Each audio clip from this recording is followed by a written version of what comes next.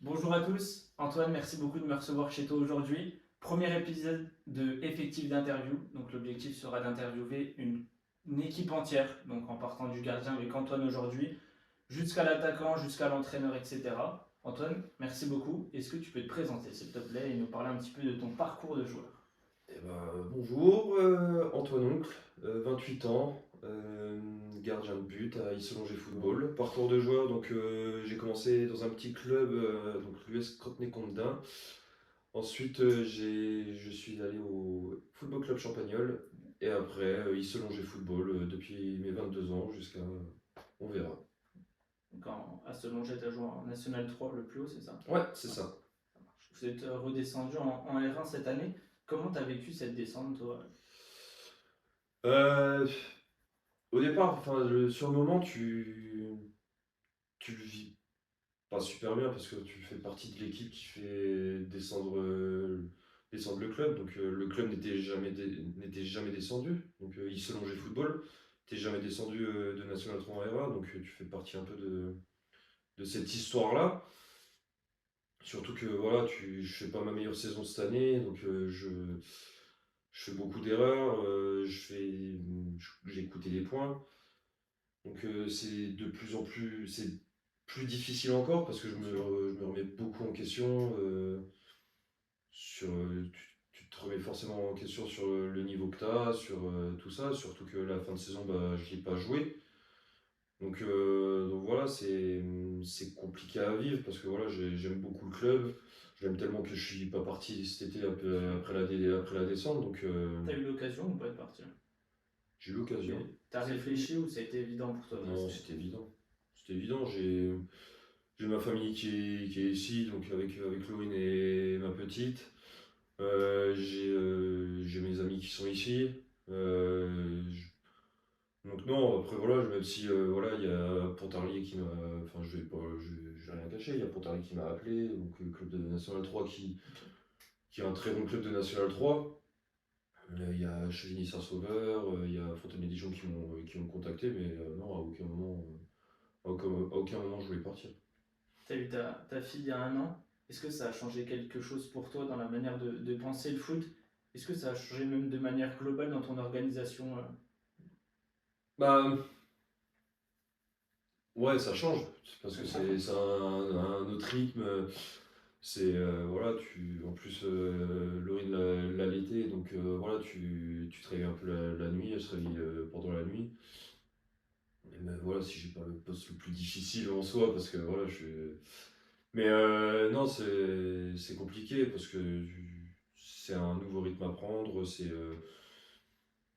tu tu vis pas de la même façon Bien quoi. sûr. Mais après, enfin, elle est tellement facile à vivre Hmm. que C'est pas une corvée. c'est pas une corvée quoi. Enfin, voilà, on a beaucoup de chance. Donc non, Beaucoup de franchement, chance. elle est vraiment cool à vivre. Puis tu vois, elle a pas encore été malade, elle a pas. Que voilà, je touche du bois, mais voilà, c'est. Ouais.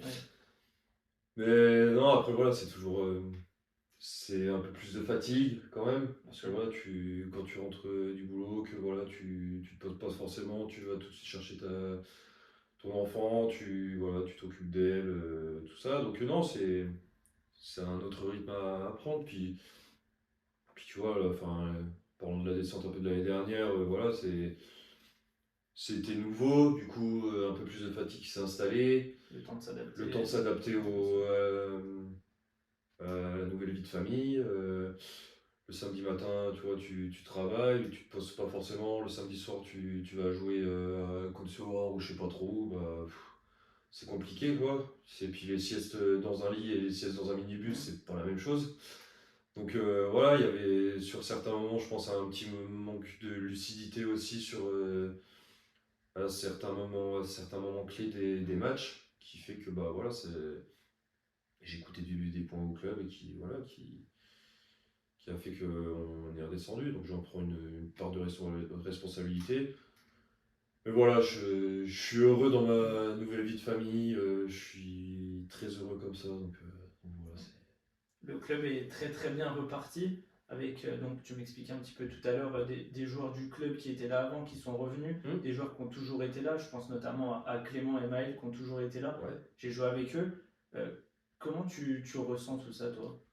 Ce nouveau projet, cette nouvelle vie du club et le retour entre guillemets de Yves Selonget, parce que comme je te disais aussi tout à l'heure, je prenais moins de plaisir à venir vous voir jouer. Et Hmm. aujourd'hui, quand je vois que je connais 100% des joueurs de l'équipe, forcément ça m'incite aussi à revenir et à vous voir jouer tous ensemble. Ouais, c'est ça. Je pense que le club avait perdu une âme un peu. Enfin, cette âme du club était un peu partie en faisant venir un peu des joueurs de l'extérieur. Après voilà, c'était le niveau qui voulait ça. Tu regardes beaucoup de clubs maintenant, c'est beaucoup enfin, du haut niveau, c'est beaucoup de joueurs qui viennent de l'extérieur. Donc je pense que voilà, cette âme avait un peu disparu et on l'a vraiment retrouvé là, cette année avec des joueurs vraiment du cru, des alentours de Dijon, des joueurs vraiment du club. Tu as parlé de Clément, de Maël, il y a Boujard, il y a Romain Gagnant, Théo Miclé, voilà, qui ont fait presque toute leur classe, Vincent Appert. Enfin voilà, j'en oublie, mais voilà, c'est vraiment beau. Puis, puis comme je te disais tout à l'heure, c'est quand tu regardes des Melvin Végé, par exemple, qui était en D2 il y a encore 2 ans, ou qui avait arrêté le foot, et qui maintenant se retrouve à être titulaire des fois en R1, tu vois, ce genre de joueurs-là, Bien sûr. tu les vois pas forcément arriver à ce niveau-là. Puis on est super heureux, quoi. On est Ouais. super content pour eux. Voilà, Vincent Appert, pareil, il est en R3 avec l'équipe C, et puis maintenant bah, il fait partie des leaders en R1. Donc voilà, je pense que pour les spectateurs, ça leur fait du bien de voir que le club est quand même représenté par les petits du club. Tu parles de toi, mais tu vois, il y a par exemple Frédéric Grandcola qui vient presque à tous nos matchs à domicile et qui est encore plus heureux maintenant parce qu'il voit des petits du club. C'est vraiment bien, puis t'as du monde qui vient au stade quand même. C'est une fierté pour toi ou pas tout ça? Ouais. Ouais. Bah après, moi, je suis pas du club, mais Non, mais on dirait que ça fait que 15 ans que tu es là, quoi. Ce que je te disais tout à l'heure, tu m'as dit que ça faisait 6 ans que tu étais arrivé sur Dijon. J'ai l'impression que ça fait 15 ans que tu es au club. ouais, bah après, c'est un peu ma personnalité. Je me, je suis pas un mercenaire. Je suis pas quelqu'un qui va me dire, bah tiens, j'ai fait une saison National 3, je vais ambitionner plus haut. Moi, c'est une fierté d'avoir joué en National 3. Je me voyais pas du tout jouer à ce niveau-là. Quand tu regardes en U17, je savais pas faire un gelon. Non, mais c'est vrai, hein. Je savais pas faire un 6 mètres. Ouais. Et puis j'ai eu un entraîneur, bah, c'est Eric Regazzoni qui m'a entraîné et puis qui m'a fait progresser sur mon jeu au pied. Mais, truc de fou. Au lieu de sortir à la surface, j'atteignais les 30 mètres. Après, j'ai progressé quand même un peu, mais non, franchement, je me voyais pas arriver à ce niveau-là. Ils m'ont super bien accueilli, quoi. Tu te Tu sens vois, chez toi, quoi. je me sens chez moi. Puis tu vois, enfin, je me dis, ça fait que 6 ans, mais c'est pareil, enfin, j'ai l'impression que ça fait je sais pas combien de temps que je suis au club. Puis tu vois, je parle, enfin, à la fin des matchs, je parle beaucoup avec les bénévoles, enfin, je parle beaucoup avec les spectateurs. Enfin, c'est ma personnalité, je suis quelqu'un qui, quand je me sens bien, bah, je me donne vraiment à fond dans le truc, quoi. T'as pas toujours été gardien, ce que tu me disais aussi tout à l'heure.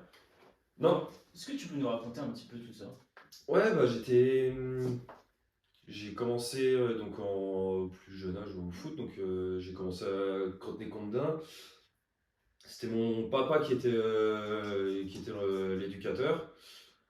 Et en fait, en débutant, je voulais souvent aller au cage.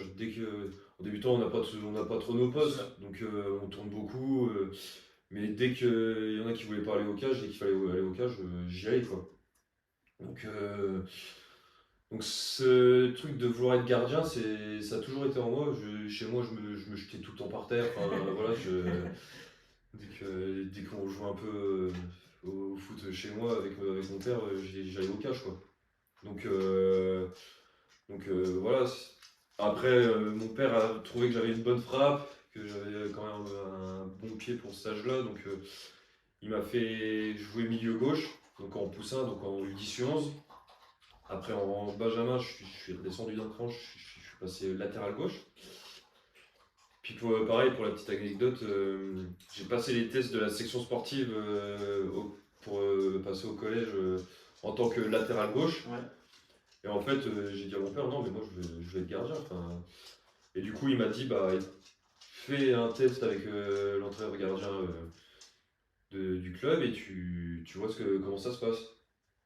Et puis, il y a eu des bons retours. L'entraîneur gardien, il dit, bah non, bah, il peut être bon à ce poste-là. Voilà. Et du coup, T'as jamais changé jusqu'ici? j'ai jamais changé. Et ça t'est déjà venu à l'idée ou pas? Non. Non. Après, peut-être? Ouais, je pense que pour l'après un peu carrière à un bon niveau, je pense que voilà, j'essaierai de prendre du plaisir sur le terrain, à courir, pour me maintenir en forme, parce que je pense que si j'arrête le bon niveau, je vais. Déjà que je suis pas très affûté, je pense que ouais, faut maintenir une certaine forme physique, mais ouais, enfin après voilà, c'est prendre du plaisir sur le terrain. Tu t'es jusqu'à quand à peu près pour ça? Ouais, je dirais jusqu'à mes 30 ans, on va dire, à un bon niveau. Après, voilà, si le corps suit, parce que voilà, il peut y avoir des problèmes physiques, voilà. Puis après, il y a la vie aussi familiale. Si on a un deuxième enfant, ça sera peut-être pas pareil, plus de contraintes, donc voilà, moins se prendre un peu la tête. Même si voilà, je prends encore beaucoup de plaisir à jouer à ce niveau-là. Mais voilà, pour plus tard, un peu moins se prendre la tête, partir un peu moins loin en déplacement, et puis voilà. Au niveau du poste de gardien, je sais que c'est un poste compliqué, je n'ai jamais été à part petit bien sûr. Il suffit de faire une erreur en fait, et on a l'impression que tout retombe sur le gardien. Comment tu le ressens toi tout ça? Bah, c'est un poste à part. C'est un poste particulier. Avec le poste un peu d'attaquant, c'est un peu c'est des postes compliqués parce que voilà, l'attaquant peut ne pas marquer un but pendant le match, mais avoir 10 occasions et il marque pas. Bon, on va dire bah voilà, l'attaquant il a pas marqué. Bien sûr. C'est un peu pareil pour nous. C'est voilà, t'as pas grand chose. Enfin, t'as 10 arrêts dans le match à faire. Et il suffit que tu fasses une triple parade, machin, puis qu'à la dernière minute, bah, tu fasses une boulette, tu perds 1-0 le match, bah, ils vont retenir quoi que l'erreur, quoi. Bien sûr. Donc voilà, c'est. Puis quand tu regardes à la télé, c'est. Dès qu'il y a un but qui est mis, la première image, c'est le gardien. Ouais. Je sais pas si tu as déjà remarqué, il y a le but, bah, il y a les joueurs qui vont célébrer, et la première image du joueur adverse, pouf, c'est le gardien. J'ai souvent l'image, je suis supporter de l'OM, de les images de Mandanda. Ouais, bah c'est ça. Il lève les bras, il fait. Puis il a un peu cette réputation-là de soupirer, de lever les bras. Ça, on a l'impression que, voilà, que le gardien est toujours un peu fautif sur les buts, mais non, c'est ce qui fait un peu la beauté aussi du poste.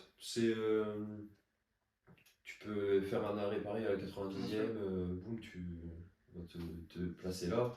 Par contre, dès que tu fais une erreur à la 90e, tu perds à 0, pouf, on va te placer tout en bas.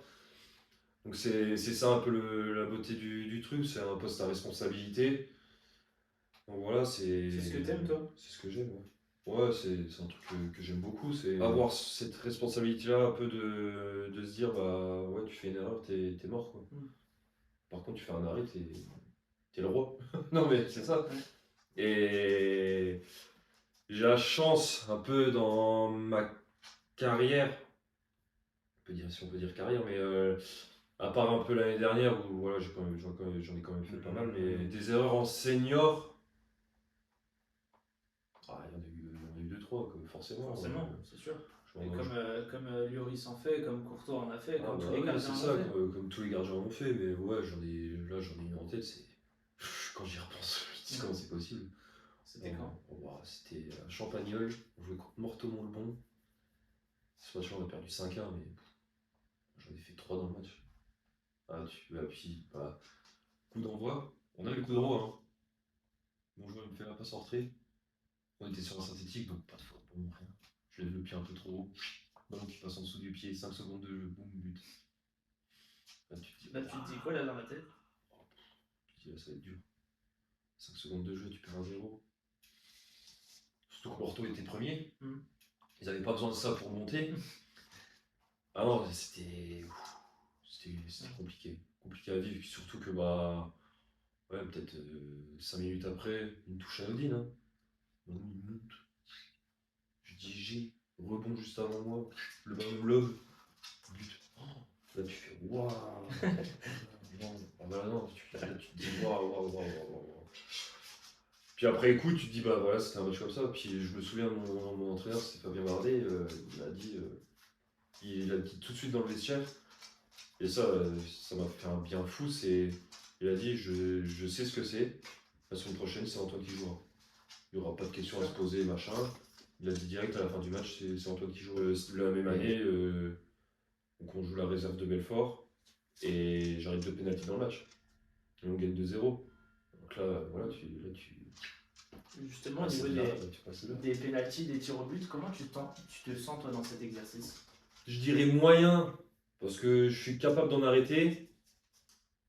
Mais voilà, après, j'en prends quand même beaucoup. Enfin, après, on va pas dire que c'est une loterie, mais après, voilà, je pense que c'est un peu un combat mental entre l'attaquant et le gardien. Bon, après, maintenant, le gardien, on a de moins en moins de choses moins en moins le droit de faire de choses Sur un la peu ligne, pour etc. perturber l'attaquant. Tu vois, maintenant, on n'a même plus le droit limite de bouger dans nos cages. Bientôt, on va devoir être retourné et au bruit du ballon, on va devoir partir. Donc, non, là-dessus, voilà, on n'a même plus le droit de toucher les barres, alors qu'il y a de quoi de gênant à toucher la barre, à toucher les poteaux. C'est vrai, je me rappelle du gardien de Rouen l'année dernière, Ouais. Léonard Agoun, que j'avais eu d'ailleurs en Mhm. interview.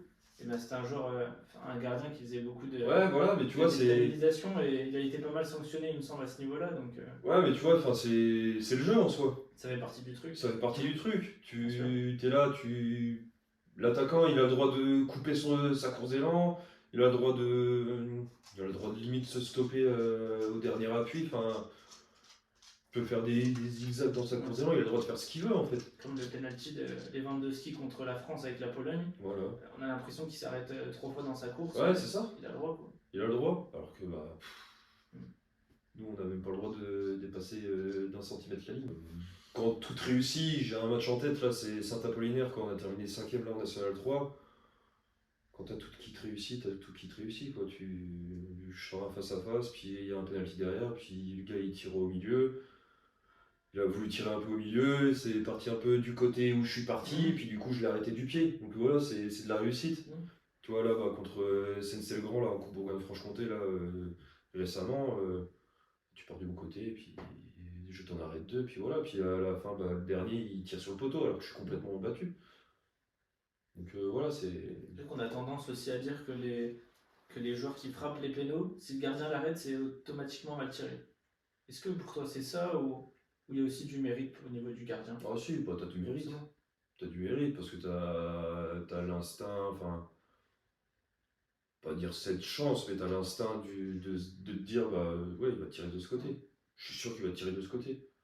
Puis après, bah, t'as des pénaltys où tu dois pousser plus, les ballons qui sont au ras du poteau au sol, tu vas la chercher. C'est pas mal tiré, hein. Après, voilà, oui, t'as des pénaltys où, enfin, tu la prends comme ça et tu peux la capter, oui, bah oui, c'est mal tiré. Ou quand tu as un tir au but au sol, et tu pars du bon côté et puis tu la captes, oui, c'est mal tiré. Mais non, après, voilà, faut pas enlever les mérites. On a déjà pas beaucoup de mérites en tant que gardien de but. Faut pas nous les enlever. Tu te définirais comment, toi, en tant que joueur, en tant que personne dans le vestiaire, Antoine? T'es un leader ou quoi? Ouais, leader.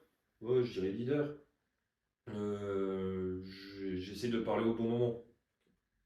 J'essaye de parler quand je sais que je peux parler. Si par exemple à un échauffement je me sens pas, voilà, pas bien, je vais rien dire dans le vestiaire. Je vais me mettre dans ma bulle, me dire concentre-toi, machin. Par contre si je me sens à l'aise à parler, tout de suite je vais pas hésiter quoi. À la mi-temps, si j'ai un truc à dire, je vais pas hésiter. Et non après voilà c'est. Et en tant que joueur, Sur le Non, terrain, tu parles beaucoup. ouais, je parle beaucoup. D'ailleurs, il y a beaucoup de spectateurs, surtout quand on joue à l'extérieur, qui se foutent de moi parce que je parle beaucoup en fait. Mais tu ressens ce besoin, toi, quand tu joues? Ouais. Ouais. Bah, en étant jeune, je parlais pas trop. Après, quand tu prends de l'expérience, tu sais que les défenseurs, en fait, ils ont besoin de ça. Et j'ai eu Fabien Bardet qui m'a dit, si tu veux rester concentré pendant un match, parle, communique. Même si tes joueurs sont à 50 mètres, parle, parle, parle, parle, parle. Ça te laissera dans le match.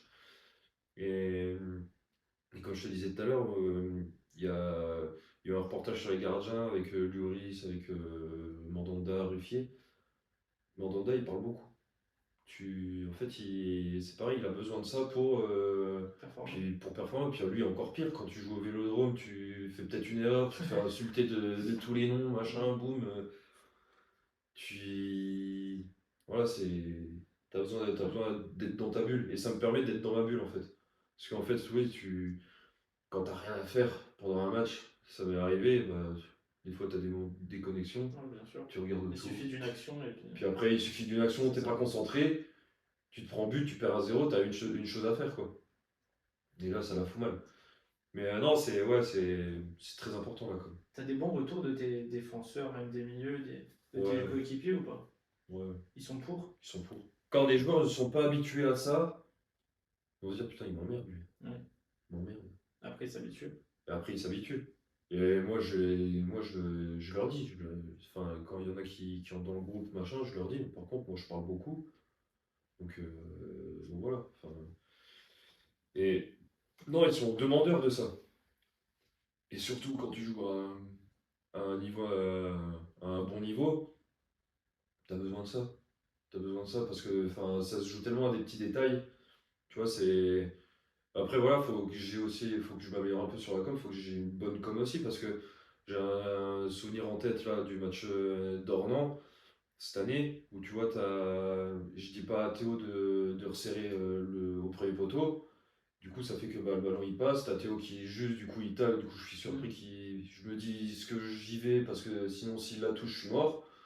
Puis bah du coup le ballon il atterrit sur les pieds de l'attaquant, puis il marque quoi. Donc tu vois, c'est des petits détails comme ça qui vont encore me faire progresser et aussi à ce qu'on prenne moins de buts.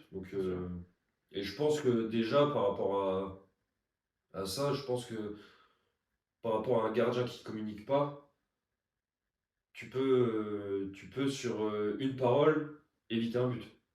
Tu vois, par exemple, le ballon est un peu loin, tu vois un gars qui Et va surtout, toi, t'es au derrière, tu deuxième. vois tout le jeu, donc tu vois tous les appels. C'est ça, Mm. c'est ça. Donc, des fois, tu peux éviter un but au deuxième poteau parce que tu dis à ton latéral, reviens fort, dis Mm. tout seul au deuxième, machin.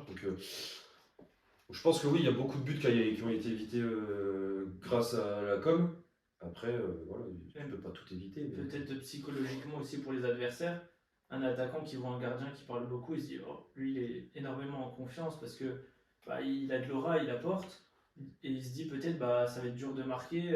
Du coup il réfléchit, réfléchit. Est-ce que tu penses qu'il y a ça aussi? Ouais, je pense qu'il y a un peu de ça parce que le fait d'avoir toujours un œil sur l'attaquant et de dire toujours à ton défenseur, tac, il est là, il est là, il est là, passe devant toi, Mm. attention, il est dans ton dos. L'attaquant, il va forcément se dire, Il a cogité. merde, il m'a vu, Mm. faut que je fasse un autre déplacement, faut que je fasse machin. Et ça se trouve, il sera peut-être un peu moins bien placé que par rapport à si je communiquais pas. Donc oui, je pense que ça joue un peu. Après, il faudrait poser la C'est la question question des adversaires. aux adversaires. Ça t'amène de la confiance. Ça t'amène de la confiance. Le poste de gardien, en fait, c'est... Normalement, tu dois être un leader naturel. T'es... De par ta com sur le terrain, de par... voilà, tu dois être un leader naturel. Pour toi, ça fait partie du poste. Ça fait C'est partie du ancré. poste. Ça fait partie du poste. Si t'as pas du caractère, c'est compliqué. C'est compliqué. Tu vois, je pense que l'année dernière, j'ai manqué de caractère. Sur le fait qu'on soit descendu, sur certaines choses, j'ai manqué de caractère. Tu te remets souvent toi en question ou pas? Tout le temps. Tout le temps.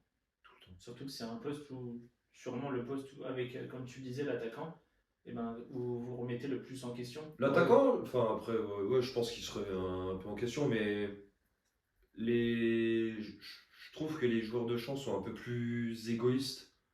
Tu vois, l'attaquant, il va penser à ses stats. Il va C'est vrai. penser but. Alors que, enfin après, c'est peut-être ma personnalité, mais moi, je pense plus collectif. Je pense plus à qu'est-ce que je vais apporter à l'équipe. Parce que, l'arrêt en soi, c'est le boulot, c'est mon boulot de Oui, faire les arrêts. Mais je me dis, bah tiens, j'ai fait 5 arrêts, on a gagné 1-0. Ok, pour moi c'est bien, mais par contre pour l'équipe c'est encore mieux parce que il y a 3 points. Donc c'est vrai que la pensée d'un gardien est peut-être plus collective parce que voilà, comme tu le dis, tu gagnes 1-0. Psychologiquement, ça veut dire que j'ai fait clean sheet. Alors tu gagnes 1-0 sur un corner, but d'un défenseur. Bah, l'attaquant va être content de gagner, mais il va être content il va d'avoir être marqué. frustré de ne pas avoir marqué si jamais Ouais, c'était voilà, pas c'est lui qui ça. a C'est marqué le ça. but. Et t'as des comportements des fois dans les vestiaires où ouais, tu gagnes 1-0. Match difficile, machin, bah, ouais, peut-être tu défends tout pendant 60 minutes. Et t'as l'attaquant qui est frustré parce qu'il a pas marqué. Ah non. Putain, tu gagnes 1-0, match difficile, tu marques pas, c'est pas grave. Pense à l'équipe, C'est sûr. pense au club, pense aux 3 points qui peuvent te sortir peut-être de la zone de relégation à la fin d'année, ou peut-être qu'il va te faire jouer un truc à la fin d'année.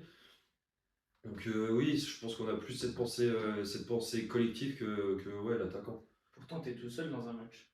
Enfin, on dit souvent le gardien n'a pas le même maillot que les autres joueurs, donc il est peut-être un peu plus isolé, mais c'est peut-être le poste le plus individuel, mais collectif à la fois du foot. Ouais, ouais, bah oui, c'est ça. Oui, déjà, ouais, comme tu l'as dit, on n'a pas le même maillot. Un peu comme les arbitres, hein, on n'a C'est vrai. pas le même maillot, mais la même passion. C'est vrai. Je te dis, je me remets beaucoup en question. Même si on a pu gagner 3-1, j'ai fait 4 arrêts. Mais sur le but, je vais me dire, J'aurais dû la sortir aussi. qu'est-ce que j'aurais pu faire de mieux? Et je pense que là-dessus, c'est la vidéo, parce que j'ai pas eu toujours la vidéo durant les années un peu seniors. Je trouve que ça, c'est super important.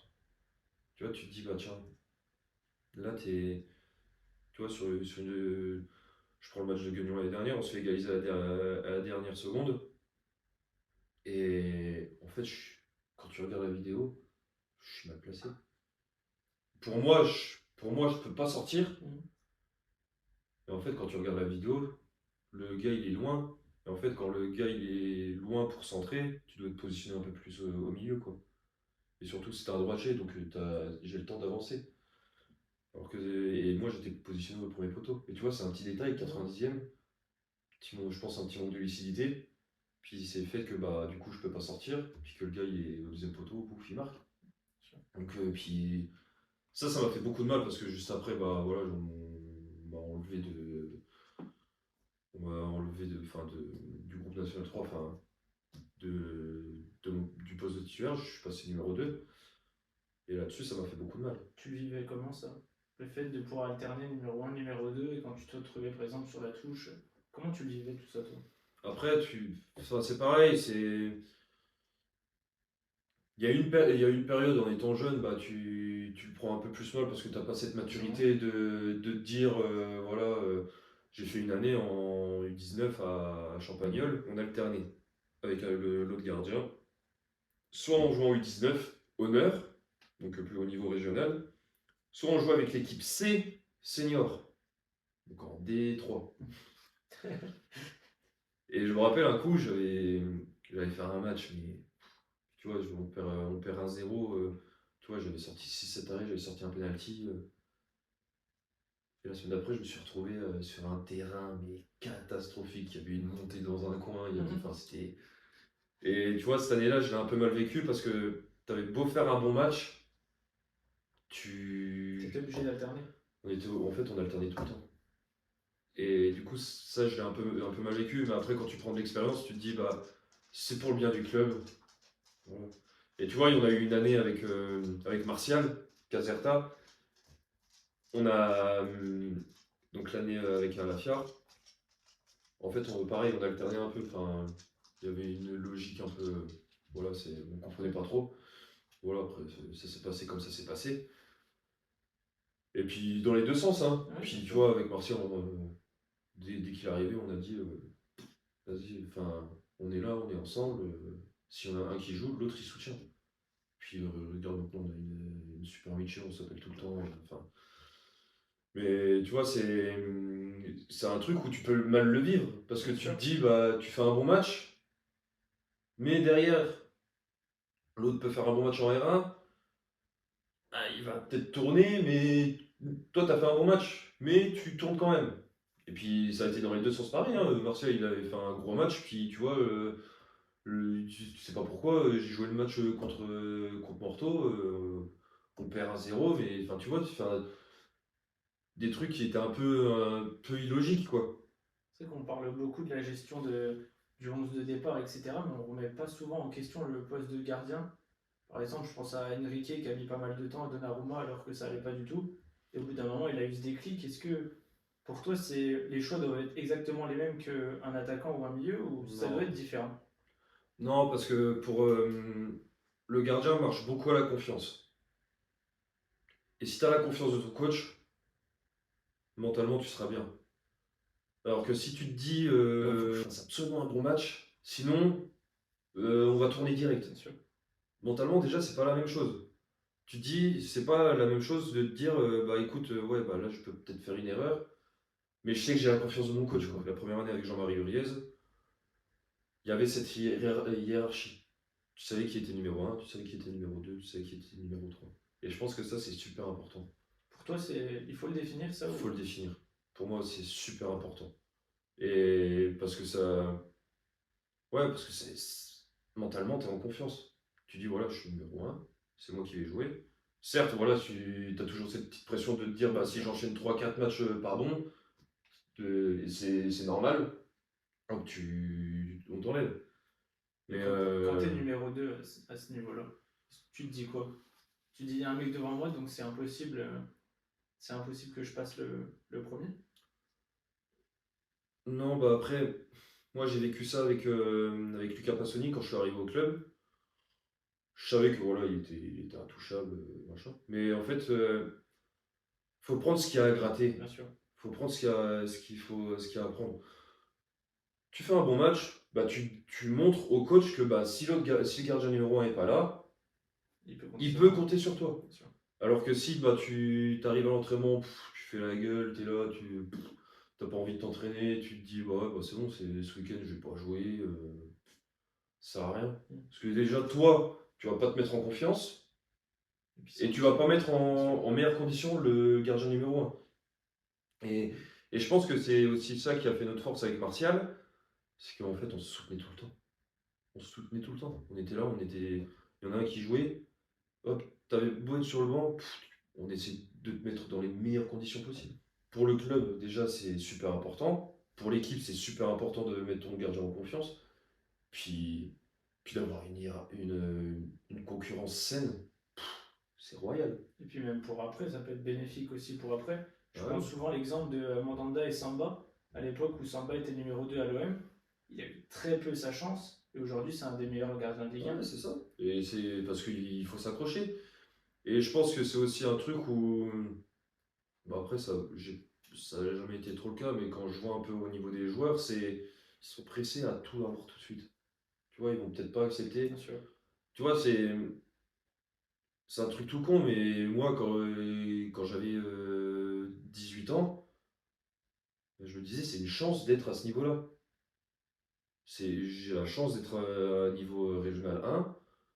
J'ai la chance de faire mon premier match en régional 1 à 17 ans, 18 ans. Bah, tu prends.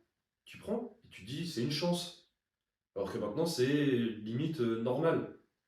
Tu vois, là, maintenant, on a un groupe jeune, hein, et je pense qu'on a introduit un peu trop tôt à mettre titulaire les jeunes, machin, parce que du coup, maintenant, ils se disent, bah écoute, j'ai joué du titulaire en Régional 1, bah, moi, je veux voir plus haut. Après, c'est bien aussi d'avoir de l'ambition, hein. C'est bien, mais faut faire attention à pas griller les étapes. Et je pense que c'est ça qui a fait aussi ma force, c'est que j'ai pas grillé les étapes. Et mon premier match en National 3, bah voilà, j'ai fait un bon match. J'ai été décisif, on gagne 3-2, enfin voilà. Et j'ai pris. Le Benjamin Gilles, il savait qu'il pouvait compter sur moi. Et j'ai pris ce qu'il y avait à prendre. Puis du coup, j'ai fait 2-3 ans titulaire en Ça s'est National fait au fil 3. du temps. Ça s'est fait au fil du temps. Et puis voilà quoi. Bien Enfin, sûr. puis maintenant, je suis très content de ce que j'ai fait. Et puis, comme je t'ai dit tout à l'heure, pour moi, c'était une chance de jouer en National 3 déjà. C'est quoi tes meilleurs souvenirs dans ta carrière, Antoine? Est-ce que tu en as un particulier ou tu en as plusieurs qui te viennent en tête? Non, bah je vais en faire un par club. Ouais. J'en ai fait que 3, donc ça va aller vite. Et non, le premier, c'est donc à Crotenay-Condin. On avait une petite génération dorée à cette époque-là. Et on a terminé, pour un petit club de campagne comme nous, on a terminé quatrième en finale départementale. Donc on avait terminé premier de nos groupes de poule haute. Et puis on a affronté les grosses équipes Du du département. département. Il y avait Jura Sud qui était un des pionniers. Ça durait pas trop longtemps parce que j'ai un souvenir contre Jura Sud. C'était pris 21-1, je crois, en 2x30 en poussin. Et aller-retour, hein. Aller-retour. Ça faisait mal. Mais tu vois, on avait une bonne génération, puis c'était en Benjamin, donc en U12, U13. Et on a terminé quatrième à cette époque-là. Et c'était génial, quoi. Puis enfin, c'est des souvenirs, ça reste gravé. C'est sûr. Après, à Champagnole, bah, j'en ai deux parce que j'en ai un peu plus personnel où j'ai été en sélection départementale, donc je faisais partie des meilleurs joueurs du département. Du coup, j'ai fait donc le truc un peu régional avec la sélection. Et voilà, j'ai fait partie des meilleurs gardiens de la région. C'était en U15. Donc voilà, une petite fierté personnelle. Oui, c'est sûr. Voilà, donc Surtout quand t'es gardien, t'as que dans ce genre de sélection, t'as deux gardiens qui sont pris ouais, sur ton voilà, c'est ça. département, alors que des joueurs, bah, t'en as 13, 14, 15. C'est ça, Donc t'as beaucoup moins de possibilités, donc forcément quand tu y es, c'est ça. t'es plus fier. Donc ouais, c'était une fierté de faire ça, de dire bah voilà, j'ai fait partie des meilleurs gardiens de la région à cet âge-là. Et puis après, il y en a un autre. Donc c'était la Coupe de France, le 7e tour de Coupe de France. On jouait contre Belfort quand ils jouaient encore en national. Ok. Et pareil, on a perdu 2-0 ce jour-là. C'était un événement club, t'avais du monde autour. Moi j'étais apprenti au club et on avait fait un sorte de. On a voulu faire un tifo dans les tribunes. Raté. Raté, complètement raté. Il y a eu un fiasco complet. On arrivait, il y avait déjà des. On est rentré sur le terrain, il y avait déjà des boules de papier partout sur le terrain. Donc, ouais, puis, en fait, puis les gens ils sont assis dessus à moitié. Il y avait des trous, c'était n'importe quoi. Et on est rentré sur le terrain avec notre apprenti du club, on s'est regardé, on a dit, oh, c'est n'importe quoi. Ça fait partie du. Ça fait partie du moment, truc, ouais. ouais, ça fait partie du moment, mais c'était vraiment un bon moment à vivre, et surtout qu'on n'était pas loin de les accrocher, donc non, franchement, c'était vraiment un bon souvenir. Puis le monde que ça amène. La Coupe de France, c'est un truc de magique. T'as un engouement autour de la Coupe de France, c'est incroyable. Et tu vois, je pense que à Isselongé Foot, si j'arrive pas à faire un bon parcours en Coupe de France, ça peut être un petit regret. De voir un vrai engouement La du Coupe monde. de France, c'est un objectif pour toi à chaque fois ou pas? Ouais, bah, c'est la compétition c'est la compétition un peu Qui fait rêver. des joueurs qui fait rêver, Bien tu sûr. vois. Puis ça fait toujours rêver, tu vois. Là récemment, quand tu vois Valogué, là, qui est passé par le club avec Saint-Priest, là, qui fait un parcours en Coupe de France, ça fait rêver, tu vois, l'engouement, Bien tu sûr. vois. Il joue contre des Ligue 1, contre des Ligue 2, tu te dis, ouais, Tu c'est le vois encore incroyable. cette année, il y a encore pas mal de clubs de Ouais, N3 c'est et de ça. N2 qui sont là. C'est. Ouais, je crois que c'est le slogan en plus de la Coupe de Oui, France. c'est la Coupe de tous les Ouais, possibles. c'est la Coupe de tous les possibles. Donc voilà, Puis en pensant au club aussi, ça peut te permettre aussi d'avoir un petit apport financier aussi au Bien niveau sûr. du club. Donc c'est pareil, pour des clubs qui sont un peu en difficulté financièrement, bah, tu te dis, bah, tiens, tu fais un parcours en Coupe de France, t'as des sous qui rentrent, quoi. Au moins jouer contre une équipe Ligue 2 ou Ligue 1, quoi. Ça, c'est vrai, ce serait vraiment beau, quoi. Ça doit être exceptionnel. Voilà, tu joues contre des pros, t'as du monde partout dans le stade blindé, Ça peut être vraiment beau, quoi. Et puis le pire, c'est que c'est possible, hein. On a encore vu le week-end dernier, Montpellier, ils en prennent 4 chez une N2. C'est ça, C'est c'est ça, c'est ça, c'est ça. Donc, surtout que nous, le terrain, il est pas, on va le dire, il est compliqué en période hivernale. Puis les tours où tu tapes les pros, c'est c'est ces tours-là. ces tours-là. Donc, tu as toujours un peu la possibilité de faire quelque chose. Et ton plus beau souvenir à se longer? Et puis, mon plus beau souvenir à ce manger, c'est quand on a gagné la Coupe Bourgogne-Franche-Comté. Ça, c'était vraiment. Tu sentais que c'était différent? Bon, au départ, tu te dis, ouais, c'est une coupe voilà, un peu annexe à la Coupe de France. T'as pas forcément les clubs qui jouent à fond parce que voilà, t'as toujours la fatigue un peu accumulée de la saison. Puis surtout que je me souviens, on jouait les mercredis. On avait un rythme Ligue des Champions quand on jouait les derniers tours de Coupe Bourgogne-Franche-Comté. On jouait le mercredi, on jouait le samedi. Donc t'avais une certaine fatigue qui s'accumulait. Bien sûr. Mais non, après, ouais, c'est quelque chose à vivre. C'est quelque chose, c'est magnifique. Je crois qu'il me semble en demi, on tape Saint-Apo. Donc il y avait un peu de monde autour, derby, tu gagnes 1-0. Puis t'as eu des faits de match un peu aussi qui font que. Comme Ouais, sans c'est Théo qui découpe l'attaquant et l'arbitre qui dit non, jouez, jouez. Et tu vois, les pénaltys non sifflés pour eux, il y a eu des fautes un peu litigieuses. Puis on marque sur un but, sur un coup franc, c'est Erwan, barre rentrante, magnifique. Puis tu vois, tu te qualifies là-dessus, et puis tu joues contre Guignon, match accroché, il se passe pas grand-chose dans le match. Et puis après tu vas au tir au but, puis après voilà, bon, j'en ai pas arrêté un, ils ont tiré au-dessus. Mais voilà, ils en loupent deux, voilà, on marque les nôtres, et puis voilà quoi. Enfin, puis c'est magnifique quoi. Tu te dis c'est le premier trophée de Il se longeait foot quoi. Donc tu rentres dans l'histoire du club. Bien sûr. Donc ouais, c'est C'était en quelle année ça? 2021, 2022, c'était avec Alain Fier. Donc ouais, c'est magnifique à vivre. C'est ton vraiment. plus beau souvenir? Ouais. Ouais. Je pense que c'est. Ouais. Ah bah ouais, parce que si tu gagnes un trophée. Puis moi, j'ai jamais gagné de trophée. Puis ça reste une coupe de. C'est une coupe régionale, région. quoi. Donc oui. C'est une coupe régionale. C'est pas- Déjà, une coupe, je pense, de Côte d'Or, j'aurais été content de la gagner, mais là, c'est Bourgogne-Franche-Comté. C'est même pas que Bourgogne, Oui, c'est Bourgogne-Franche-Comté. Pour terminer, Antoine, je vais te donner une liste de gardiens et tu vas me dire lequel tu choisis à chaque fois. Yes! Et ben Buffon ou Neuer?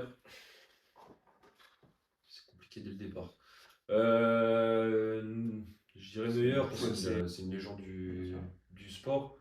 Mais Neuer a vraiment révolutionné Le poste. le poste. Ouais. Et Buffon, il nous a arrêté la tête de Zidane en 2006. J'en parle un peu là. Neuer ou Casillas? Neuer. Neuer ou Navas? Navas a beaucoup de trophées, mais Neuer, il a beaucoup plus de Ligue des Champions, Navas, mais non, Neuer, c'est. Neuer ou Victor Valdés? J'aime pas Valdés. Donc Neuer. Neuer. Neuer ou Hugo Lloris? Ah, pour le côté patriote, Lloris, et ouais, capitaine emblématique de l'équipe de France, il a gagné la Coupe du Monde, il est français, donc voilà, c'est ouais, Lloris. Lloris ou Petr Cech? Il semble qu'il a le plus de clean sheet dans l'histoire de la première C'est ligue. possible, ouais, il me semble. très bon. Mais non, Lloris. Lloris ou Thibaut Courtois? Courtois, il m'énerve. Parce qu'en fait, c'est un top gardien, Ouais. enfin, c'est un des meilleurs gardiens du monde. Mais son comportement, qu'est-ce qui m'énerve? D'avoir le Après- seum comme ça, là. Après les défaites. Ouais. Surtout ouais, après les défaites. Non, Lloris. Lloris ou Barthez? J'ai un maillot dédicacé de Lloris quand. Ah oui, pas mal. Ouais. Ouais, ma maman, mes parents, ils avaient. Ma maman connaissait le trésorier, donc petite anecdote, ma mère connaissait le trésorier de la FFF, Ok. qui était Denis Trossard, et elle lui avait demandé si par hasard il pouvait avoir le maillot dédicacé des trois gardiens de l'équipe de France. Puis à cette époque-là, c'était Lloris, Ruffier et Mandanda. Et du coup, j'ai ce maillot-là qui est encadré, qui est encore chez mes parents. Mais non, puis Barthez, pareil, petite anecdote là-dessus, c'était avec Jean-Marie Vriez, premier match de la saison. Et là, il me dit Antoine, viens. Je dis ouais. Puis il me dit tiens. Puis là, je vois sur le téléphone Barthez. Il avait appelé Barthez Non. pour qu'il échangeait avec moi pour me souhaiter une bonne saison, machin. Puis derrière, il avait appelé Grégory Coupé. Eh ben, Ouais, c'est à ce moment-là, j'étais avec Martial. Martial, il pourra te le raconter aussi, tu mais te transformes. oh, bah, enfin, ouais, quand t'as des mecs comme ça qui Ouais. te disent, ils te souhaitent une bonne saison, qui te donnent des conseils et Bien tout, sûr. tu bégayes. Là, t'es au téléphone, tu dis c'est vous le vrai Barthez? C'est vraiment vous Barthez? Ah ouais.